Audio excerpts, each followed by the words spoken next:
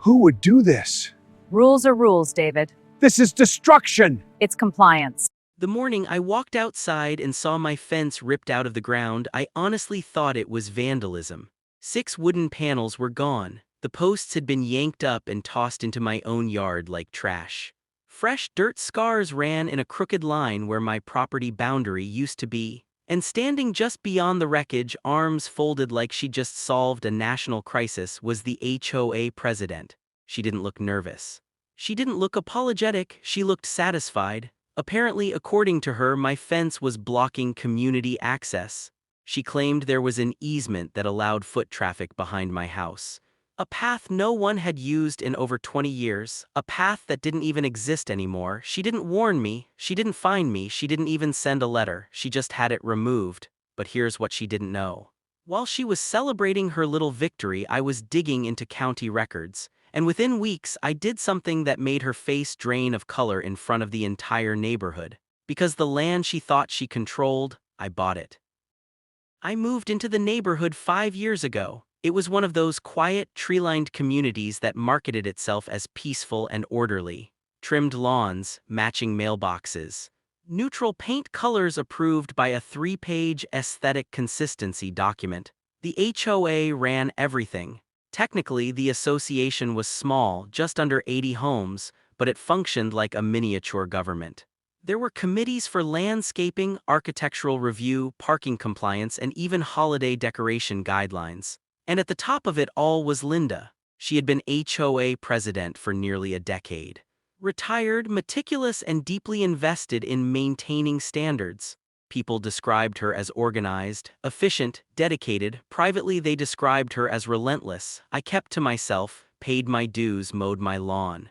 Followed the guidelines. I had no interest in neighborhood politics. The fence in question had been there long before I bought the house.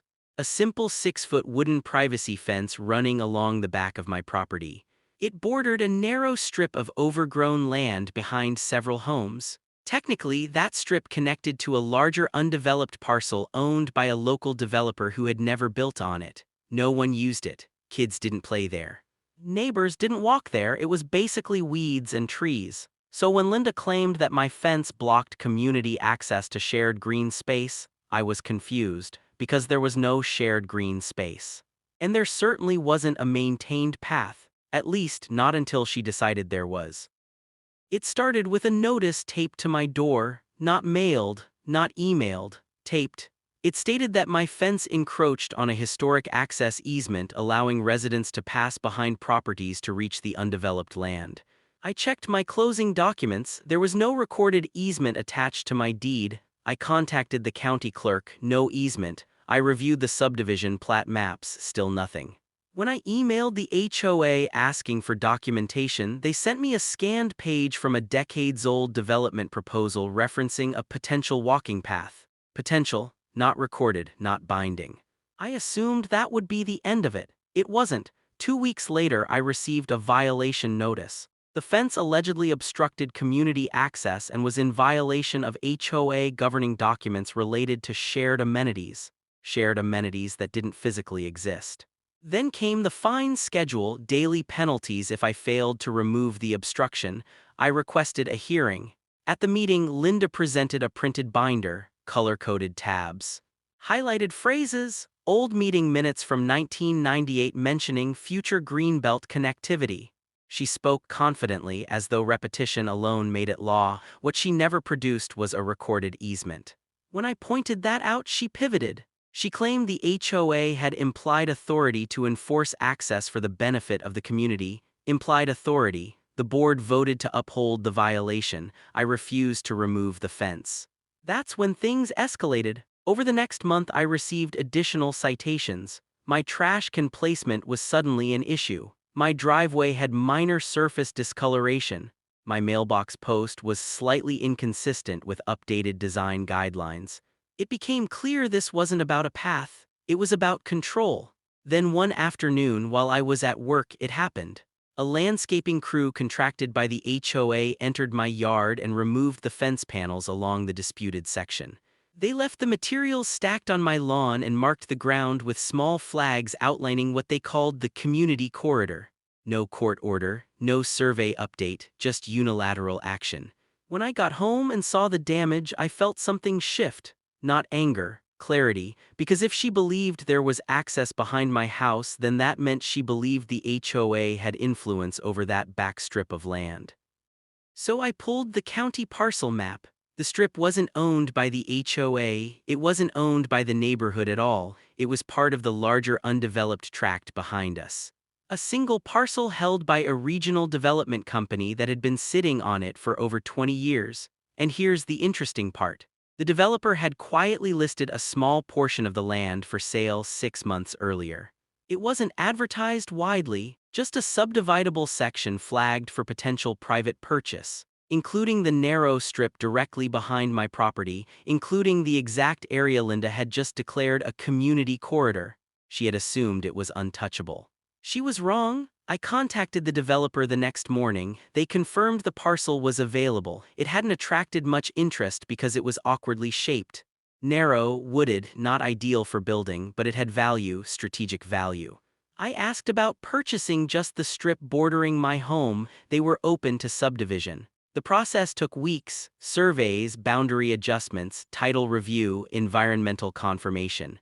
It wasn't cheap, but it wasn't astronomical either. And the entire time, the HOA continued sending violation notices for my failure to maintain open access. They even sent out a neighborhood email announcing that restoration of the community pathway was underway. I didn't respond. I signed paperwork. When the sale finalized, the deed transferred the strip of land into my name. The same strip Linda claimed was community access, now it was private property. Mine. I hired a licensed surveyor to mark the expanded boundary. Bright stakes lined the new perimeter. Then I applied for a permit to install a new fence, not just replacing the old one, extending it. The new fence would sit fully within my updated property line, enclosing both my original yard and the newly purchased strip. Completely legal, fully permitted. When construction began, the neighborhood noticed. Posts went up deeper and sturdier than before, panels higher, cleaner, perfectly aligned with the survey stakes. Linda showed up on day 2. Her expression shifted from confusion to disbelief as she reviewed the permit paperwork posted on the temporary construction board. She requested an emergency HOA meeting. At that meeting, in front of residents who had been told for months that a shared corridor was being restored, I presented the recorded deed. I explained that the land behind our homes was never HOA property, never common area, never an official easement. I showed the county records, I showed the subdivision maps, I showed the transfer documents. The room went quiet, because not only had the HOA overstepped by removing my fence without legal authority, they had been claiming control over land they didn't own. Linda tried to argue that the spirit of the community plan supported access. But spirit doesn't override property law. One of the board members asked how the HOA had authorized contractors to alter private property without a court order. No one had a good answer. And when residents realized that association funds had been used for that removal, the tone shifted. This wasn't about a walking path anymore, it was about liability. Within days, the HOA's attorney sent me a letter offering to resolve the misunderstanding and reimburse me for the original fence damage. They asked if I would consider allowing limited access through a controlled gate. I declined. The new fence was completed a week later, 8 feet tall, stained dark, running the full length of my expanded property. The so-called corridor was gone. And the most surreal moment was watching Linda stand on the other side of a fence she insisted needed to be removed, now unable to step foot on land she once claimed authority over. The fallout didn't happen overnight. At first, things were tense but quiet. The HOA stopped sending violation notices, the daily fines disappeared, the tone of emails shifted from authoritative to cautious. But residents were asking questions. How much had the unauthorized fence removal cost? Why had the board relied on unrecorded documents instead of verified deeds? Had association funds been misused? A special meeting was called.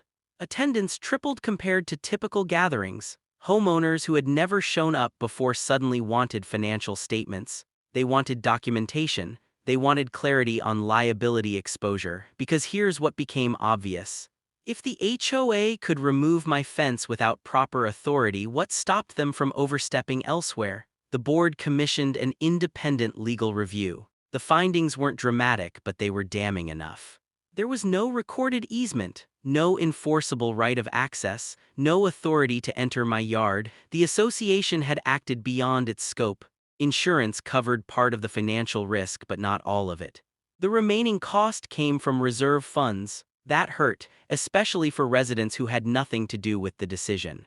Pressure mounted. Within 3 months, Linda resigned as HOA president. She cited personal reasons, but everyone understood. New board members were elected. The governing documents were reviewed. Policies were updated to require verified legal documentation before enforcement actions affecting property boundaries. And something else changed too: the culture. People started attending meetings, asking questions, reading bylaws, understanding their rights instead of assuming the board always knew best. As for me, I rebuilt my yard better than before. The expanded land gave me space for a small garden and a line of trees that added privacy and value. The property appraisal the following year reflected the increase in square footage. What started as an act of control by the HOA ended up increasing my home's worth.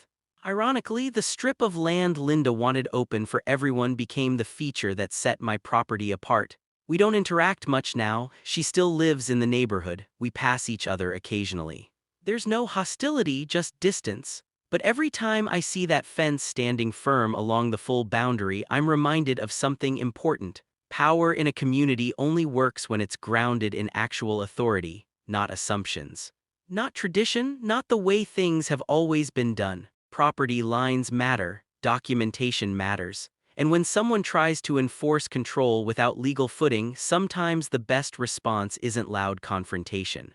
Sometimes it's quiet research, strategic patience, and a signature on the right piece of paper, because the truth is, she tore down my fence believing she was protecting the neighborhood. Weeks later, I owned the land she needed to justify it. And that's the part that still makes people in this community double-check the fine print. So here's the real question. If someone in power told you they had authority over your property, would you argue, or would you check the records first?